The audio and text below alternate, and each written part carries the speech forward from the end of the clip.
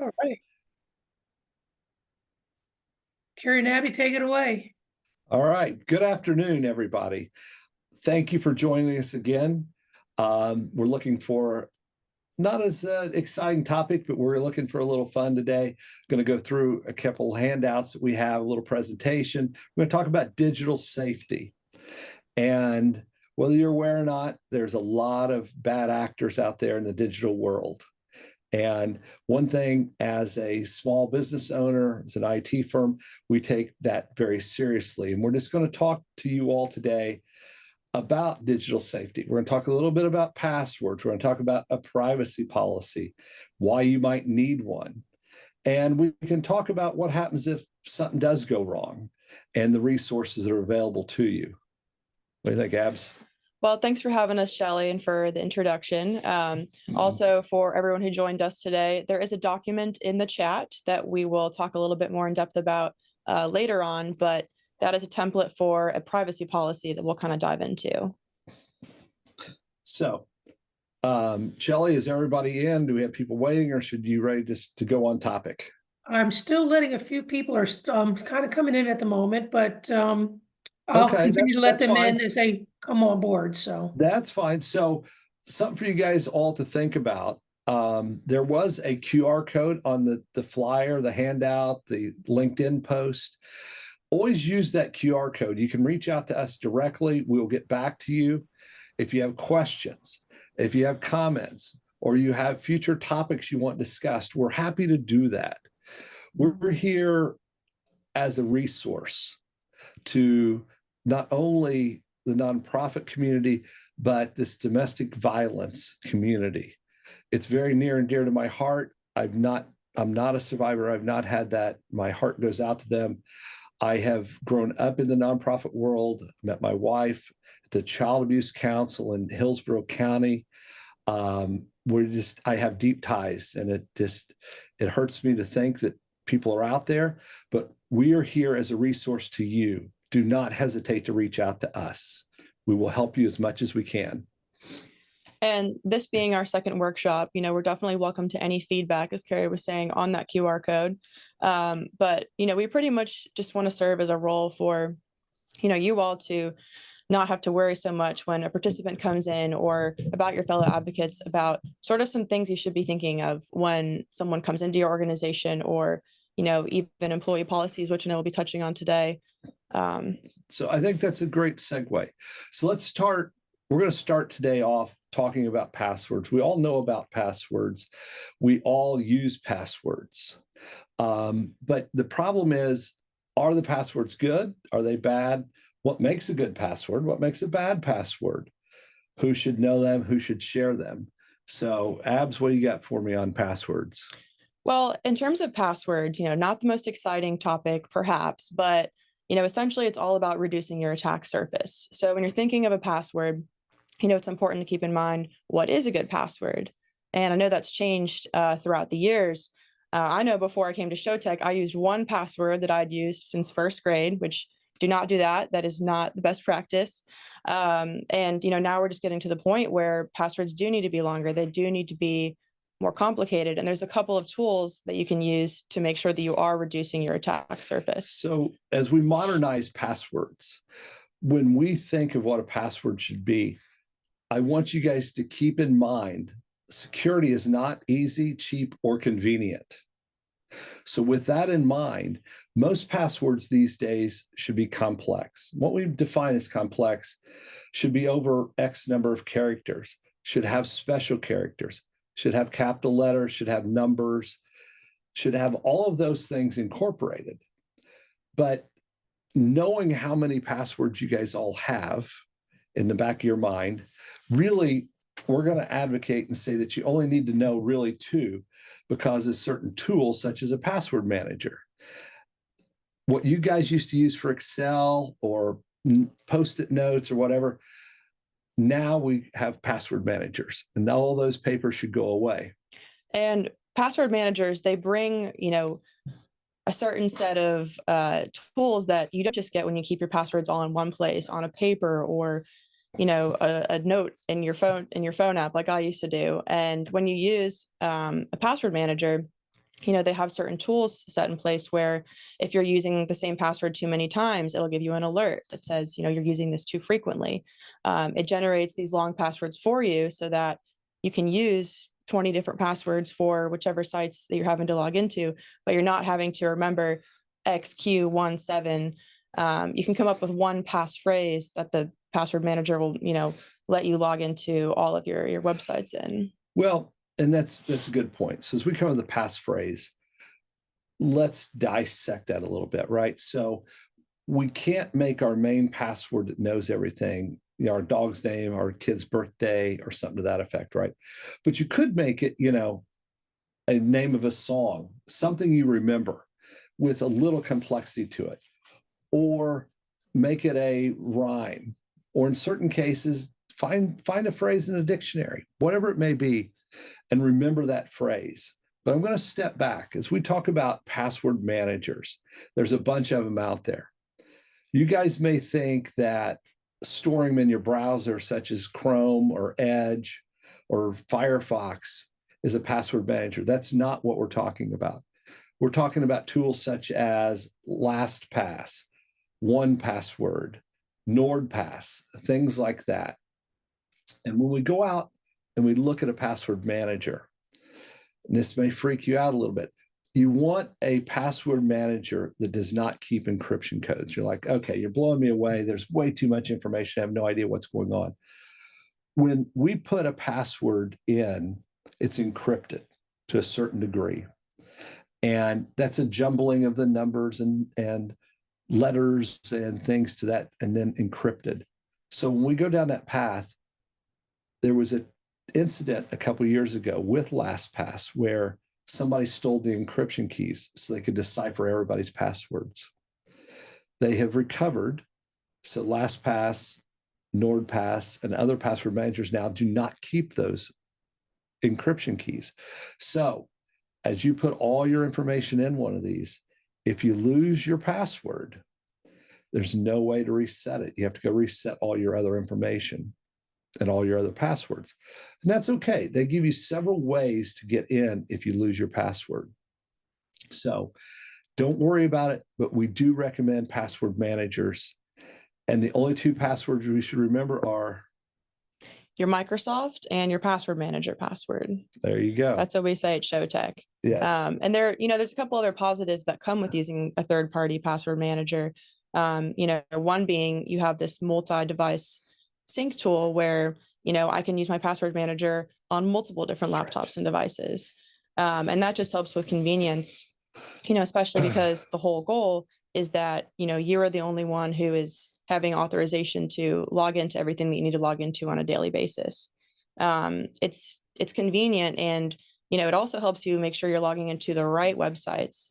So, one thing it does is when it's saving your password, let's say, for Outlook or some other website like that, if I Google Outlook, perhaps, I'm clicking on a bad link that isn't really actual Outlook, but, I'm not paying attention. I'm just kind of quickly scrolling through the search results.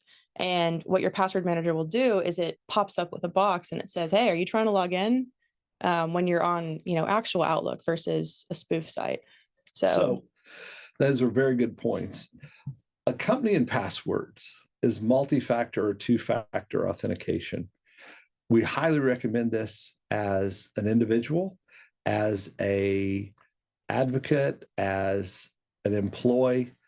And two-factor is typically something which is your username and a password, and something you don't know, which would be an authentication code that can be emailed to you, texted to you, or through an app. Then there's multi-factor, which just takes that one step further. Something you know, something you don't know, and something about you. And that's where you get into bio, right? Fingerprints, things like that. We don't have to get into that deep, but you do need to use multi-factor anywhere you can, whether it be Google, whether it be your Outlook or your Microsoft account or your bank accounts or Amazon. So anywhere that you can use multi-factor, that's just another layer of security on top of your security that's there. And one of the biggest problems, and I'm sure Abby can opine on this, is when it asks you to authenticate through your app or whatever and enter a code, or it might send you a push, what we call a push to your device, don't just hit OK. Make sure that you're actually trying to get into the website that is being asked. Right. And, because a lot of times when it comes up, that push comes up or a text comes up, it could sometimes tell you the location. So, we're here in Tampa, Florida. It should always be saying, are you trying to log in on this website in Tampa? You have to pay attention to small things like, are you trying to log in New York? No, I don't live in New York. So that's immediately a red flag. And just to kind of distinguish between the two, when we're talking about two-factor, I know, Kiri, we're kind of touching on this, but that's when we're talking about two touches, when you might enter a password and then you just have to go your phone and enter a code. Multi-factor, it's going to be something more like you're logging in onto a website on your browser, and then you have to go into an app and it'll give you a code. And then you also have to scan your face. I know that that's the one that for me personally comes up a lot. So very good. So moving on a little bit, we're going to getting more into the meat and bones of what's going on here. We're going to talk a little bit about personal data. So, Gary? Yes. Excuse me. There is a question in there, since before we get off of the password topic, we had a question from Alexandria about your thoughts on auto-generated Google Chrome password managers. So my thoughts on that, anything that will generate a strong password, even if you go online and you have it generate a password, or password managers have them built in, I think that's fine. I don't recommend personally, or from a company standpoint, using your browser as a password manager. Those are kept there, those can be sunk, and they're supposed to be encrypted, but they are susceptible. But the biggest issue with those are, if you're logged into your browser, you leave your desk, somebody breaks into your computer, your browser's logged in, they have your passwords. Where password managers also will turn off after a certain amount of time, and you have to re-authenticate with those. Did that answer the question? Alexandria? Okay, she says we're good. Good, thank you. All right, so keep asking questions like that. We love it.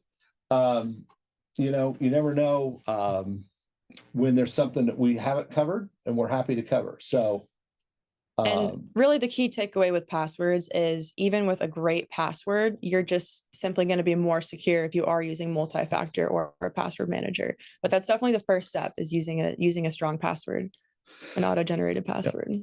Very good. So we're going to talk about personal data.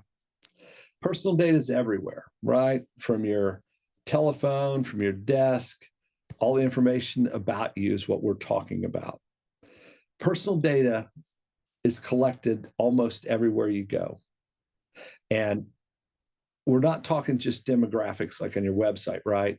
That I'm a male or a female, a certain age and an ethnicity and things to that nature. We're talking the real stuff. And when we sit back and look a little bit at the evolution of personal data, we can go as far as your telephones, right?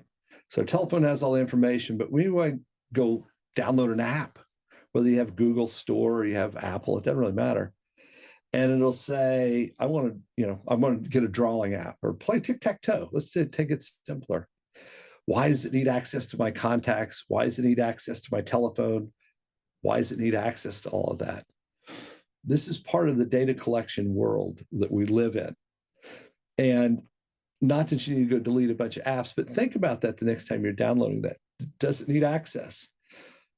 And they're just starting to add the laws that you can change some of that, but still a lot of them will ask. And if you don't accept it, you don't get the app. And you know what? Maybe that's okay. So think about that. Think about what starts the personal data. How much data do you have out there? How much data do you want to be out there? These are all things you need to think about, and to what degree, and how much you give out, whether it be in a form on a website, whether it be a form at a doctor's office. What are you giving out? And so, essentially, when you're visiting websites, I think it's important to note that it's not often always even something that you're kind of aware of. That's sometimes sneaky and you have to pay attention. And when you log onto a website and it says accept cookies, reject cookies, actually click into their privacy policy and see what those cookies are saying, see what information they're gathering. Because for a lot of websites, for a variety of different reasons, they can take things like your IP address, your location, even what browser you're using. And, I know that third-party companies will, purchase this data, even if it's just kind of gathering, building patterns on what you're buying and tying that together with your demographics so that, you can get targeted ads. I know that, myself, but probably everyone in this meeting has Googled, best brand for a drill. And then, the next minute they'll get an ad for tools. And it's a bit creepy, but it's, kind of all comes back to you have to understand what you're signing up for when you do go and go on a site. But you do bring up a good point. So now, legally, we're supposed to have banners on our websites if they collect data. And it'll say accept or check my cookies. If you accept or even X out of those, by default, it turns everything on. So you want to make sure that every time it says accept cookies, go to cookies, just like Abby said, look and see what it is, turn everything off except essential data. And just make sure that we're being private with those type of things. Because what we're leading into is data theft and data information hacking and stealing. It's a multi-billion-dollar business.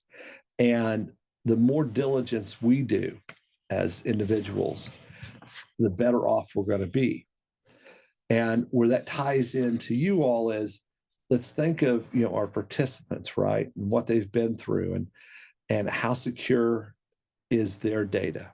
So now let's take a deep dive into each one of your agencies and your own personal practice to a certain degree, right? So you may be working for an agency and they've generously given you a laptop to use. Where are we keeping our passwords? Where are we keeping encryption codes? Are they encrypted? And I'm throwing out a lot of information to go over, but I want you to be aware that there's a lot of things that you can do personally to protect the data. So when you think of that, we're just going to tap on them a little bit, right? Make sure you lock your laptop, meaning Control-Alt-Delete, hit lock. Make sure that your passwords are in your brain and not written on the computer itself. If it's encrypted, make sure your encryption codes are not in there. When I talk about encryption, I'm just going to take this tangent really quickly. If somebody finds your laptop and it's not booted up and they boot it up and it's encrypted, it can ask for the encryption code. Definitely, if somebody finds it and tries to take your hard drive out and they're successful, they go plug it in elsewhere, it's definitely going to ask for your encryption code. So all of you guys that have laptops, I want to make sure that they're encrypted. And if you don't know what that means, you can reach out to us, reach out to your current provider, make sure all your laptops are encrypted for that personal data. So, Carrie, you had kind of touched on, now moving sort of into thinking about organizations storing, advocates and participants' data. Like, what specifically are you talking about when you mean personal data? Just so that, so just for the when we really viewers. talk about personal data, name and email address, personal address, we're talking health records, if those are there, that's personal data, driver's license number, anything financial becomes personal.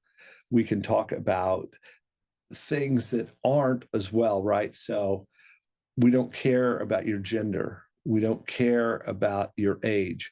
We don't care about your ethnicity. We don't care about those things. Those are a personal touch of data, but those aren't what we're really talking about. And in the world we're here, participants, we're also talking about their, I'm going to call it life record. And you all know what I'm talking about, right?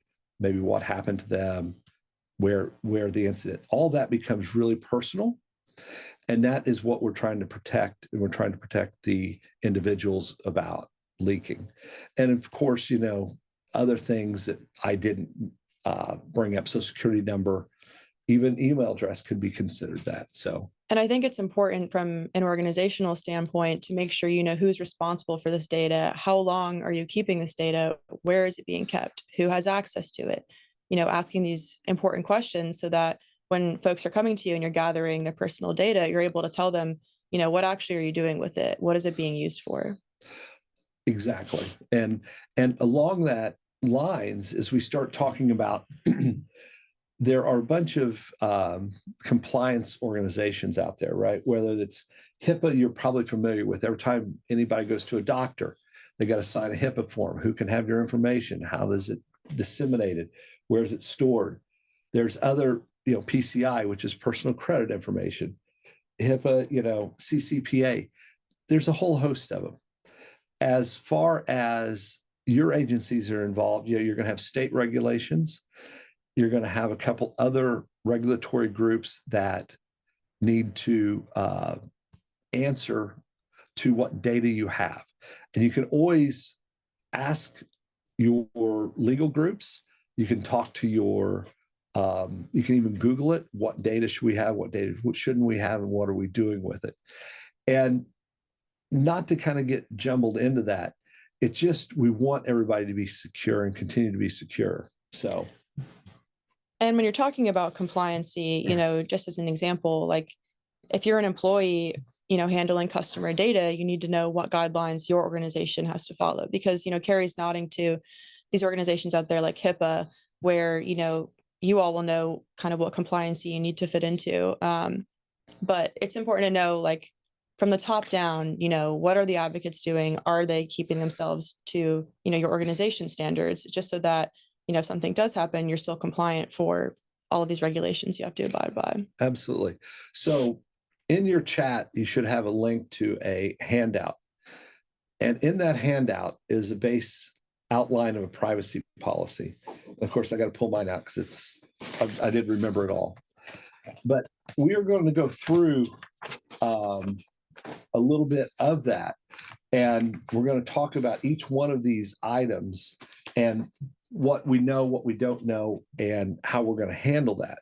So while you're getting out your form to look at and go through, privacy policies. With any policy, it's only as good as the accuracy of the document and what happens if the policy is not followed. So these policies especially need to be a living document. You need to build the policy. You need to live with the policy. You need to revise it as necessary. And even if you haven't revised it for that year, we always recommend on having a policy meeting every year, if not quarterly, to discuss policies. And you don't have to discuss the whole policy book that you guys have built, but make sure the policies you have are accurate, current, and up to date. Along with that, the meat of it will change. But what happens if somebody violates a policy? And that's where, and I've done several compliance audits and things, that people kind of fail. Well, I lost my laptop. Well, it says in a policy, you lose a laptop, you got to pay for it. That's a simpler one. I lost my laptop. Second offense says, you're getting written up. Are you writing them up? Third offense, you're terminated. Are you guys prepared to do that? And people are looking at, like, insurance companies and things. Are you following through on your policies? If you're not, why waste the time with them? But if we waste the time, build them and follow them, it's wonderful. It helps with our cyber insurance. It helps with other insurance needs. But if we're not going to follow them, there's no reason to put them together. So as we pull it out and we talk, this is just an outline that we had drawn up, right? So as with every policy, we're going to have an introduction, right? And we're going to talk about maybe, in this case, I put mission, commitment, and confidentiality, right? And what does that mean to each agency? Is I think what you would look at that, because agency A, it may be a little different to agency B. You may have different mission statements. So something to think about. And then always acknowledge the sensitive nature of the data collected, right? As we look at and try to help you guys through this, let's start at the bottom of the pyramid, right? We have the participants. We're there to protect them. They've already had it rough. They've had a rough time. So let's, think about that. We're here to protect them. And by following these procedures that we're going to put in place, then and having our advocates or our staff, and this works its way up to the agency level.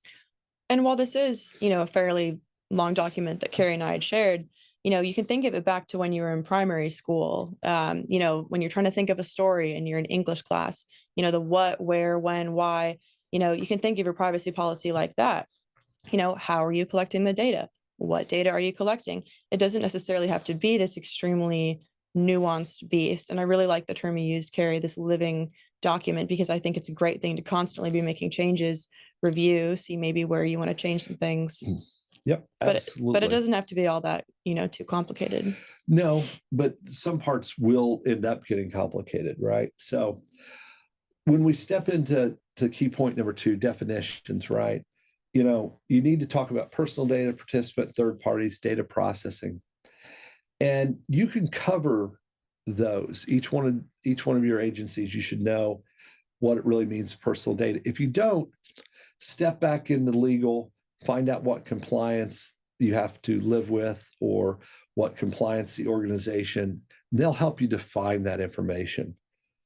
And then, as a participant, you don't have any trouble defining that. Third parties could be your IT team, could be your external IT, could be your printer vendor, could be anything else that has access to data. And data processing, we talk about that. Most of you, probably used Alice in the past, Osnium currently, things of that nature. That would be part of the data processing side of that. And it's just good to define those so you know who has access to what. So, excuse me on that.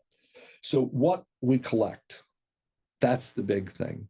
So you guys are going to have to answer that. And there may be a uniform policy across all agencies. There may not be, right? So as we look at that, identifiable information, name, contact details, if provided. And of course, at the participant level, you guys are providing that. As an employee, you're providing that, right? That you had to fill out the application. As you're taking the intake form from the participant, you're getting the information, right? Sensitive information. Are we working with sensitive information, right? Health, legal, abuse history, right? So you are. And to what degree, I don't know. I'm not privy to that, nor do I know enough about it. But you guys are going to have certain things like that. So when you put these policies together, you are going to have, here's my identifiable stuff, here's my super sensitive. And then non-identifiable data. Are you collecting that? We talked about that, demographics and such, right? Am I a male? Am I a female? What's my age group, ethnicity? But you need to define that in your policy. And moving on to, how you collect data, I think this one is actually pretty important because, especially in y'all's field of work, you need to have every step documented. If you're in a counseling session or if you're taking down, personal pertinent information to an individual or legal documents, whatever it might be, you need to be able to show that you're keeping this in a safe place. You're not just writing it on a sticky note and, sticking it somewhere. I think that's a really key piece to this.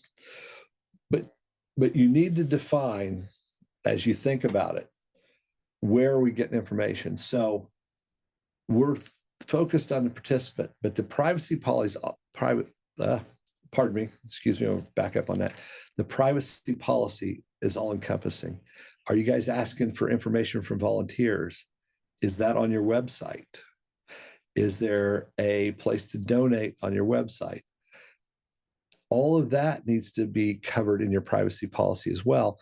And the privacy policy should be published on your website. And so that anybody can go click it and understand what the data is that you're collecting, why you're collecting it, where it's kept, and if they want it deleted or disposed of, how is that done? So So if someone doesn't have a privacy policy or they want to look over theirs or they just don't really know where to start, Carrie, where would you suggest, what do you think the first steps are when you're? Well, I always, there could be lawyers on here or not. I would start with the legal team of what data we need to capture. But as we go down that path, and then we just kind of get off the topic of web, we have to fully disclose where we're getting it all from. And when you read the first draft of the policy, or the attorney or your legal team are just thinking about participants and their own personal HR data, say, hey, no, we collect information off the internet as well. How does that encompass that, right? And when you start talking about that with legal and you start talking about the data, we need to really look at the purpose of that data, right? What are we using it for? We're just collecting it so we can go out and get more donations. We're trying to get more volunteers. But what are we doing with it after a certain amount of time? So that is something else that needs to be built into the policies as well, Abby. And I know we're not, necessarily going to go through all of these, but, when I'm kind of looking at number 8, participant rights, I think that it's important to make a distinction between what rights do the participants have with their data and what rights do you have as the employee, and also separate from the admin, the person who is in charge of setting up these controls, outlining these policies, making all of the employees or advocates aware of, what policies they have to follow through. I think it's important that participants are aware upfront of what's being gathered, and are able to also access their own personal data. Yes, but as you're developing these policies, you should have a team meeting. You should go over the privacy policy with the participant when they come in. But as HR should have a meeting once a year and go over policies that have been updated and things of that nature. We're just talking privacy policy today, but we can talk about computer usage. We can talk about data usage. We can talk about mobile phones or bring your own device. These are all other policies that tie into this whole thing. But one thing I want to spend a couple minutes on is data storage. And that was number 7. But we need to think about that.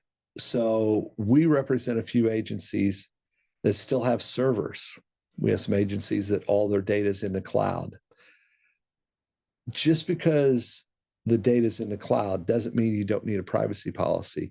You need to understand where you're storing it, if it's a Microsoft or if it's a Google, or what are you storing and where. If you're using Osnium and it's in a cloud-based system, you need to understand their privacy policies also. So those of you who still have servers and have them in your building, they need to be secure.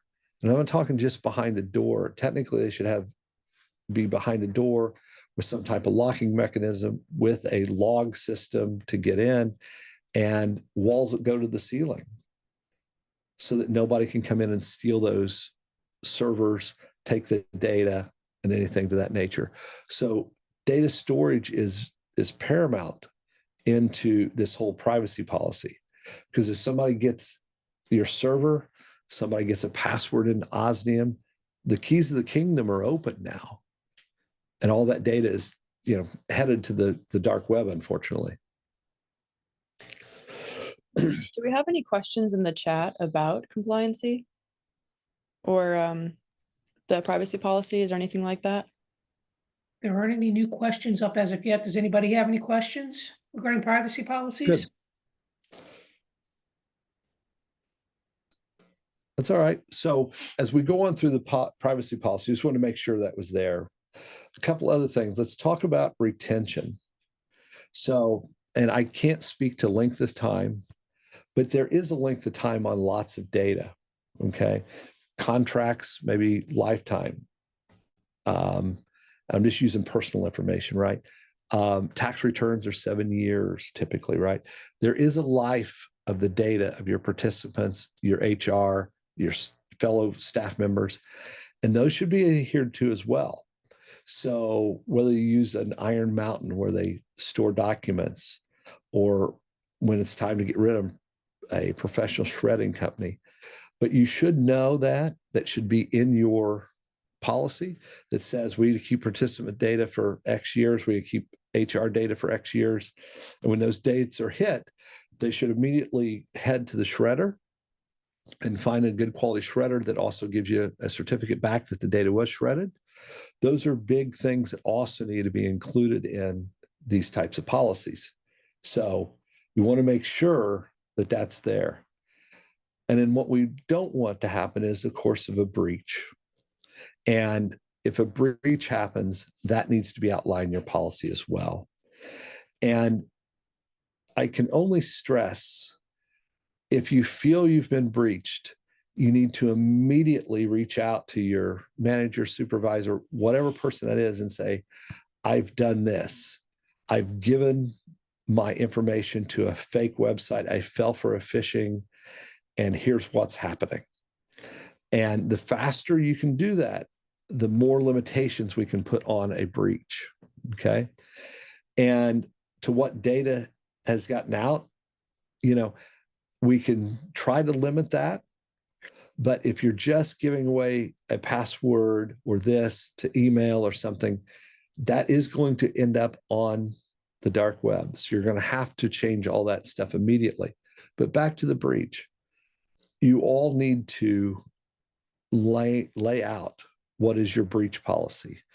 Who do we contact and when? And to what degree do we escalate? So again, manager, supervisor, whatever term you guys use, to the head of the agency, to legal, to an insurance company if necessary. You need to know those steps and who's handling those steps, and then what remediation is being done for those. And when do we call the IT firm? Immediately. Let your supervisor know, then call your IT team. Let them know what's going on. So those are all important factors to put in this policy. And make sure that in some, way or another, you're documenting every single step of this. I'm talking about, like Carrie was saying, when a breach happens, it all circles back to compliancy. You want to make sure that you're documenting when you report it, what was gone, what you're missing, so that you can make sure that you're remaining compliant for following through with the right steps.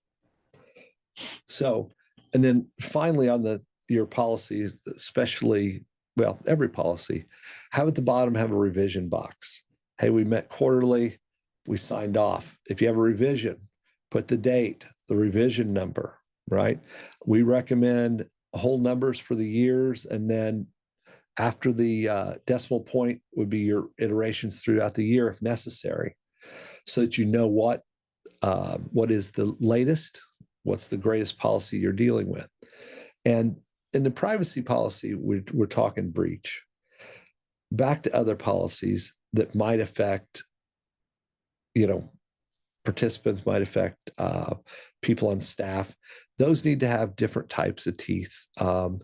Again, being written up or not following a policy, what happens on the second time, third time, what happens eventually at the end of not following policies.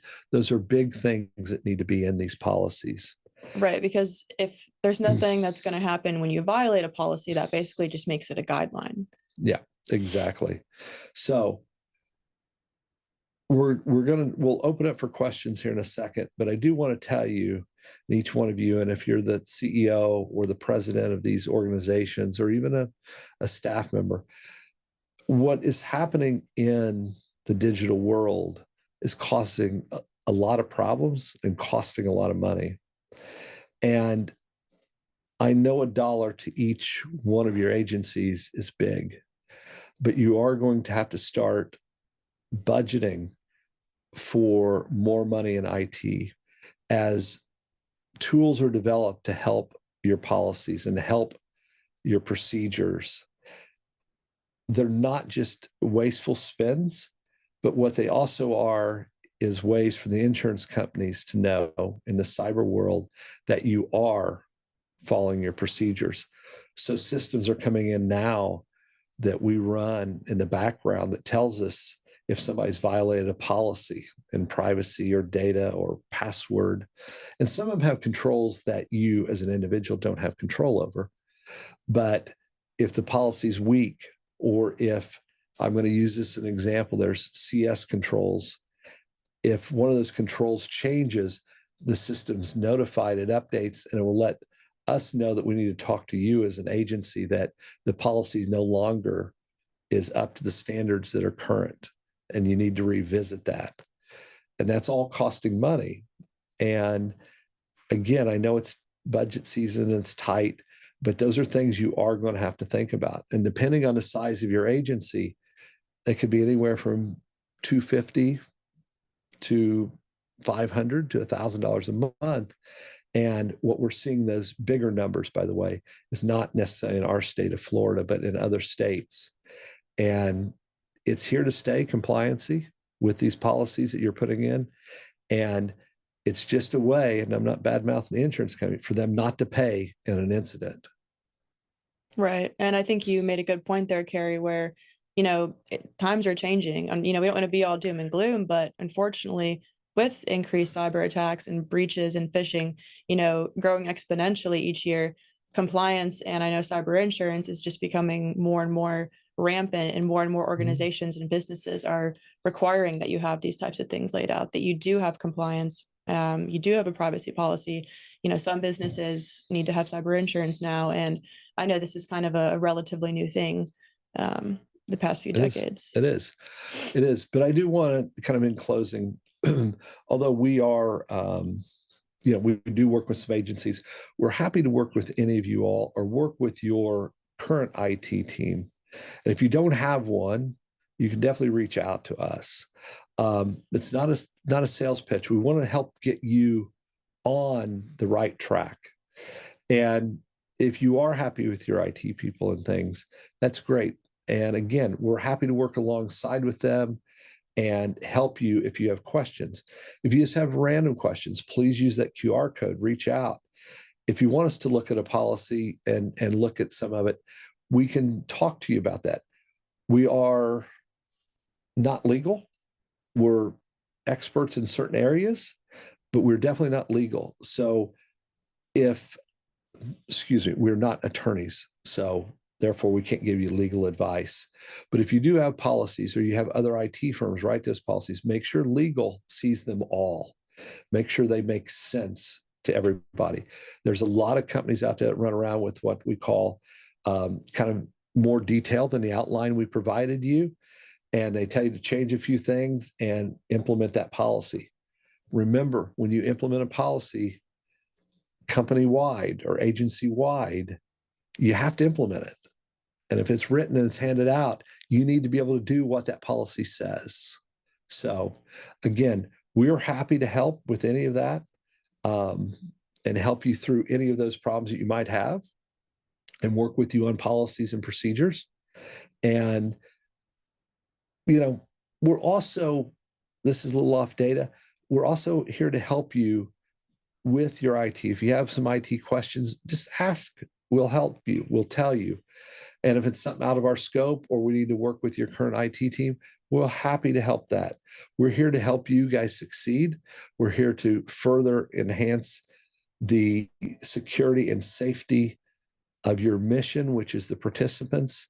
So please use us. And if it crosses a line where we think it should be of a cost or it's not right, we'll discuss that with you.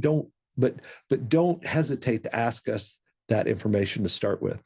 Yes, please use this as a resource. I know we've touched on the QR code in the last slide, and while we would love any feedback, feel free to ask questions or, put in one of the chat boxes, please reach out to me. I have a question about, X, Y, and Z. We're going to go through those and read all of your comments, read all of your thoughts. And, we'd love to get in touch. If you have a more specific question to your organization or your role, we'd love to talk with you. So. And it's not just for today, that QR code.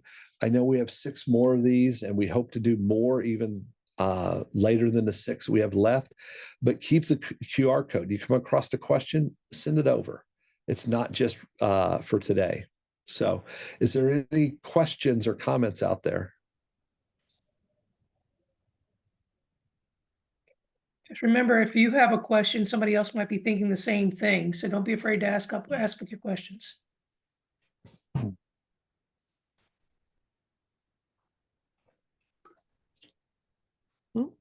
All right. Well, if there isn't any, we thank you for your time. We look forward to seeing you next month. And in the meantime, if you have questions, comments, concerns, or topics you want to discuss, please use that QR code. Jerry, somebody did just pop in with a question with a Perfect. particular password manager that you may recommend for business level. So we use NordPass a lot. We do recommend that. It's very good. We have others that use Dashlane. It's very good. But remember, the keys to the whole thing is making sure that they don't keep their encryption codes. I used LastPass as an example where that was breached. I believe they have fixed that. So LastPass is good. I would stay away from your browser type passwords. I do want to mention the password managers also will let you put other personal data in, such as credit cards, such as passports, driver's license, all of that. Put in what you feel comfortable with, because when you go to a website and you're buying something, it'll pop up and say, you want to put your credit card information in. Well, think if we went to a bad website to start with, right? Because we were spoofed or fooled, and all of a sudden it's starting to put your credit card information in, and you haven't thought through it, and you hit okay by accident instead of cancel. So as you get these password managers, please put the data in you feel comfortable with.